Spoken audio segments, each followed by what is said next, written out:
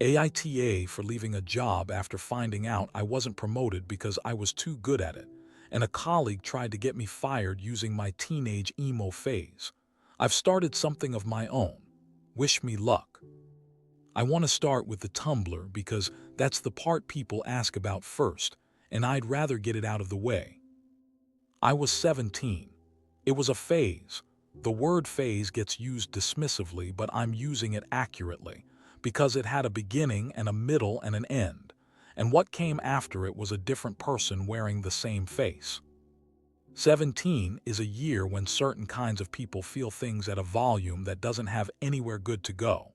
And so it goes into black and white self-portraits and song lyrics typed under photos and posts that say things like nobody understands what it's like to exist in the space between who you are and who they want you to be. I wrote that on a Tumblr in 2009. I'm not embarrassed by it in the way of someone who needs to distance themselves from it. It was true at the time in the way that things are true at 17, completely, dramatically, without proportion. I no longer feel that way because I am not 17 and I have access to perspective that 17 doesn't have. What I am is specifically, carefully, still processing angry that someone went through 8 years of my digital history to find it, and then took it to an HR department and presented it as a clinical concern. That's the part I need you to understand before anything else, not the phase, what was done with the phase. I'm going to give you the context before I give you the main event. My name is not important. I'm 29 years old.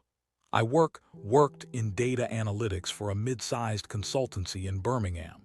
6 years. I started as an analyst, progressed to senior analyst, and remained there in the specific suspended state of someone whose progression is repeatedly described as imminent and then not actioned. I was good at my job.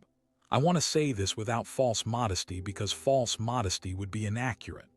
I was reliable, technically strong, and produced work that was consistently above the standard the role required. I know this because it was measured and the measurements were consistently positive, and because I could see, with some clarity, the gap between what I produced and what was produced by people at my level or above me. I also knew that being good at your job and being promoted for it are not the same thing. I had seen enough of how the consultancy worked to understand that the connection between performance and advancement was not direct, but I had not yet understood the specific mechanism that was keeping me in place. I understood it on a Tuesday morning in October, when they announced that the senior position I had been told I was in line for had gone to someone who had been with the firm for 2 years. His name was Craig. Craig was, I'm going to be fair here because being unfair would be inaccurate, developing. His skill set was improving. He was enthusiastic and visible in the ways that visibility is cultivated rather than earned. He was not, by any comparative measure I could apply, the more qualified candidate. I went back to my desk and I got on with the work. There were people in the office who had, over the 6 years, developed a relationship with my output that was not entirely healthy for anyone.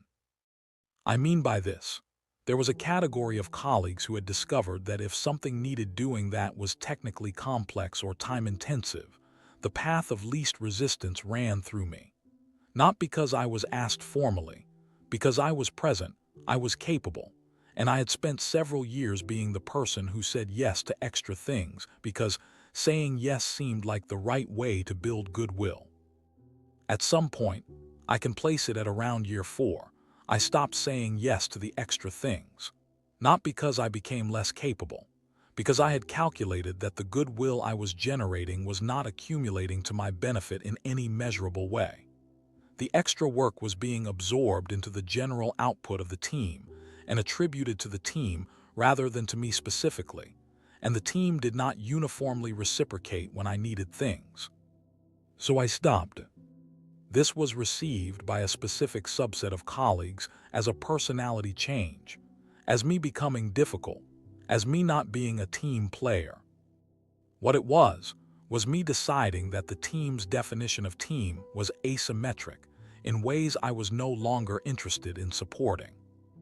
The announcement of Craig's promotion was a Tuesday. The following Friday, I was called into a meeting with HR. The meeting was described in the calendar invitation as a routine well-being check-in, which is a phrase the HR department uses when they want to discuss something specific without nomming it in a calendar invitation. I had never had a well-being check-in before. I went in with the specific alert attention of someone who knows something is wrong before they know what it is. The HR manager, a woman named Sandra who I had had no meaningful previous interaction with, opened the meeting by saying that some colleagues had raised concerns about my well-being. Not complaints, concerns. She was careful with the word. She said, "We take these things seriously, and we want to make sure you have the support you need." I said, "What specifically has been raised?" She was not immediately forthcoming about the specific. She said things about support resources and open-door policies. I waited her out. Eventually, she mentioned that some material had been shared, historic material, she said, from personal social media, that colleagues felt was relevant to a well-being conversation. I said, "Can I see the material?" She said she wasn't sure that was the appropriate step at this stage.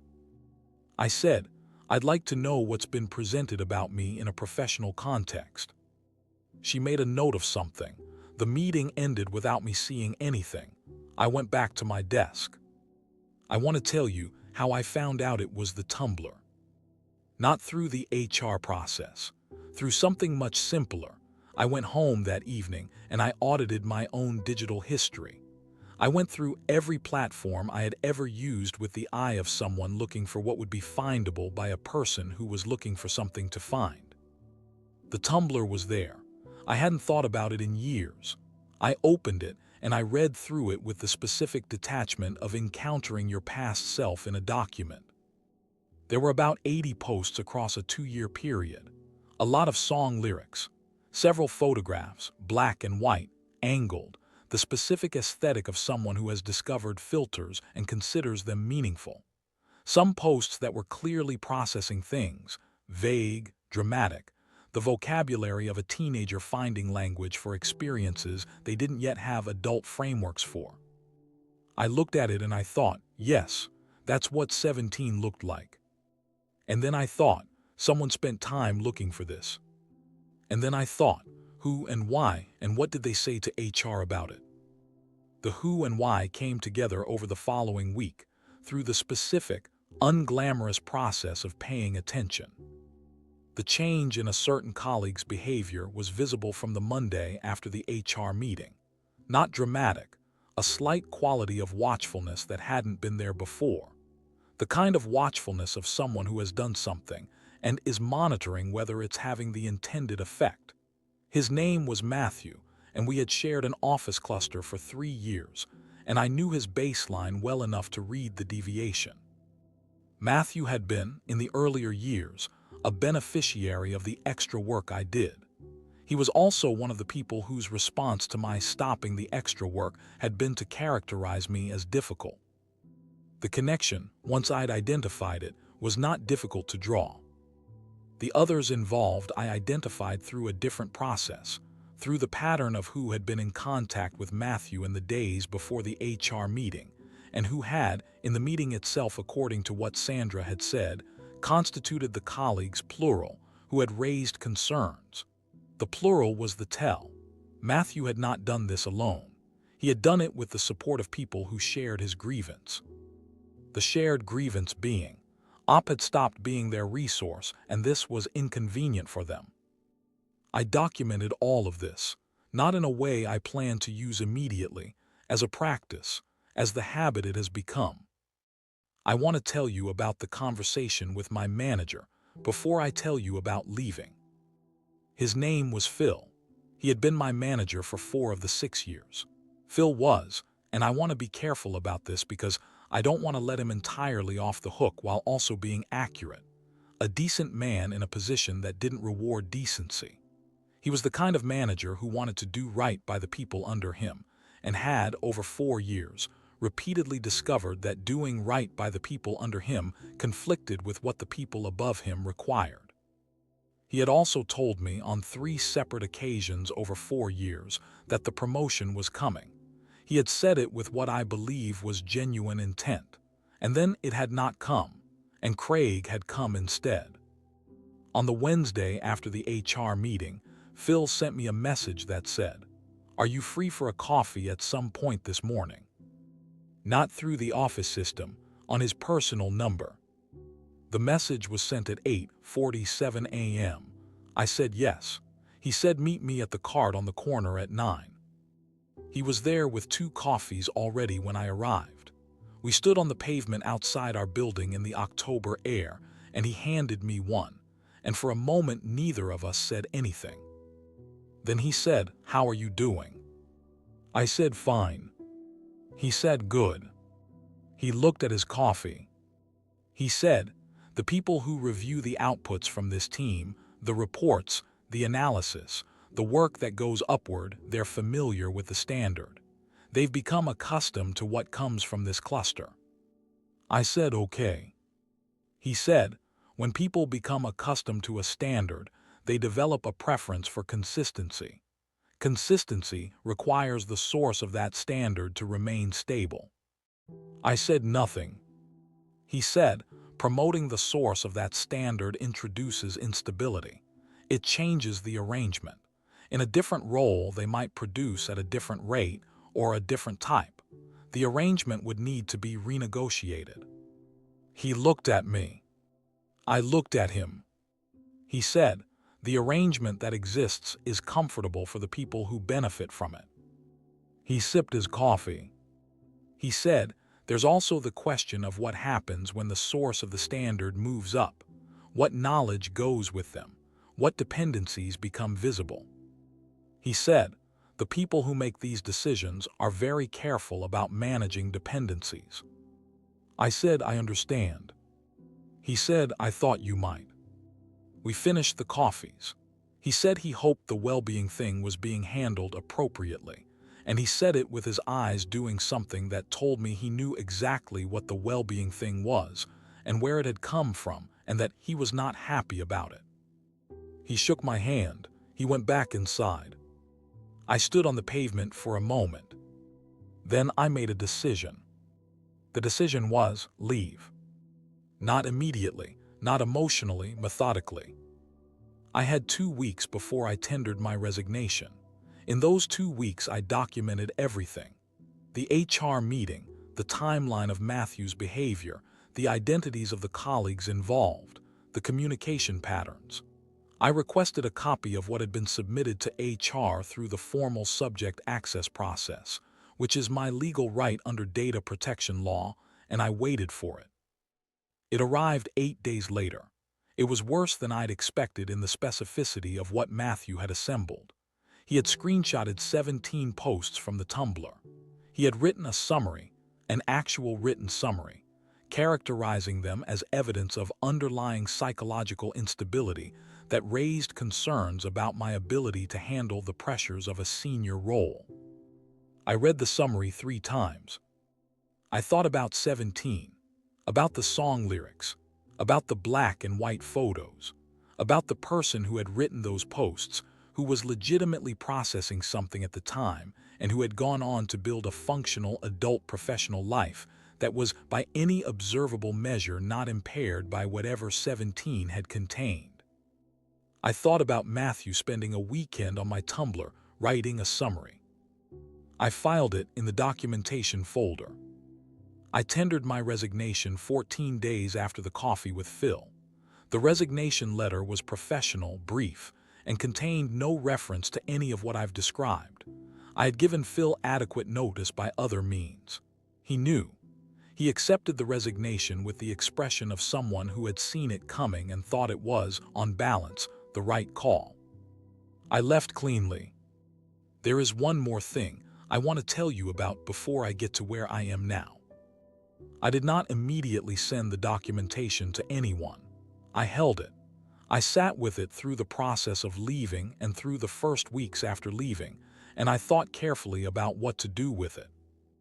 The thing about having comprehensive documentation of something like this is that the documentation is power in the sense that it represents an option. You can use it or you cannot use it. The option existing changes nothing about the situation that produced it. It just gives you a choice. I chose not to use it, not because I forgave anything, because I had calculated that the use of it would cost me more in time and energy than the outcome was worth. The colleagues had done what they had done, and they were going to continue doing what they had done to whoever came next. The HR department had been weaponized in the specific way that HR departments sometimes are and would continue to be. Nothing I submitted was going to change the underlying structure.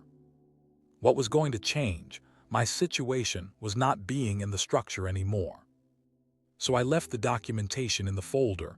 I noted the option. I moved on. I took a month off. I want to describe this month accurately because it sounds like a recuperation, and it was not quite a recuperation. It was more like a decompression.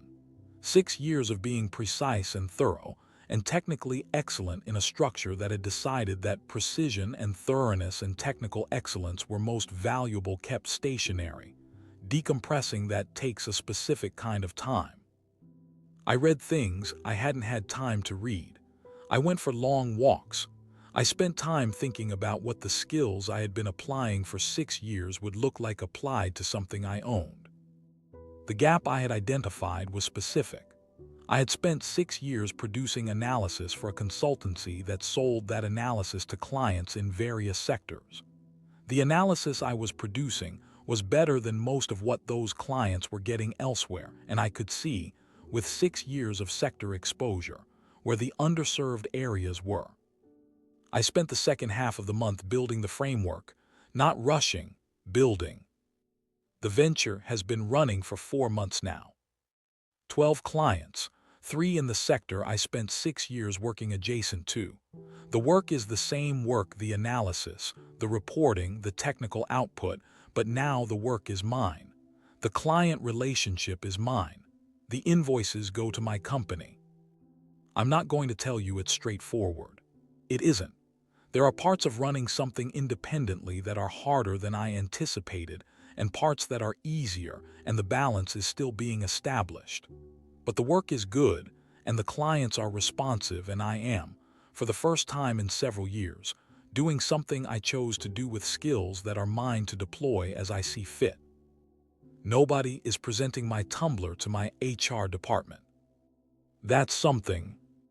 I want to say one more thing, and then I'm asking Reddit something. Phil sent me a message 2 months after I left. Just a message, nothing formal. It said, "Hope it's going well. I think you made the right call." I sent back, "Thank you, I think so too." He's still there. I understand why. He has his reasons and his position, and the specific complicated accountabilities of a decent man in an indecent system. I don't judge him for staying. I also understand that his staying does not require my staying. I am 31 years old, and I built something that is mine, and I do not have to explain my 17-year-old self to anyone who was not 17. So Reddit. I'm not asking for validation. I'm asking because I'm 4 months in, and I'm still figuring out what the shape of this thing is, and I find the perspective of people who have done this useful. If you've built something independently after a situation that made it clear the structure wasn't going to work for you, what did the first year actually look like? What did you wish you'd known at month 4? And because I need somewhere to put this, what do you do with a folder of documentation that you've decided not to use? Not for legal action, just, it exists. It's accurate, it's filed. Is there a way to not think about it? I'd appreciate the input. And if you made it through this whole post, wish me luck. My fiancée was having an affair. I knew 7 months before I did anything about it. I knew who, I knew when, I had a reasonable working theory of how long. I waited and then exposed all their secrets in the worst possible timing. AITA. Let me tell you who I am before I tell you what I did. Because what I did requires context, and the context is a person. And the person is specific enough that I'd rather you understand them accurately than assume you do based on the category of thing that happened. My name is not important. I'm 34 years old. I work in financial risk analysis for a firm in Manchester. I moved to Manchester 4 years ago from Edinburgh, which I had lived in for 7 years, which I had moved to from a place I don't name publicly, because people from that place are people I am no longer in contact with, and I'd prefer to keep it that way. Hey, my dear listeners, this is Talks from the Net. I am grateful for your time and listening till the end. If you enjoyed my content, then please like the video and subscribe to my channel. You can also find me on Instagram, Facebook, and Spotify too. See you in the next video.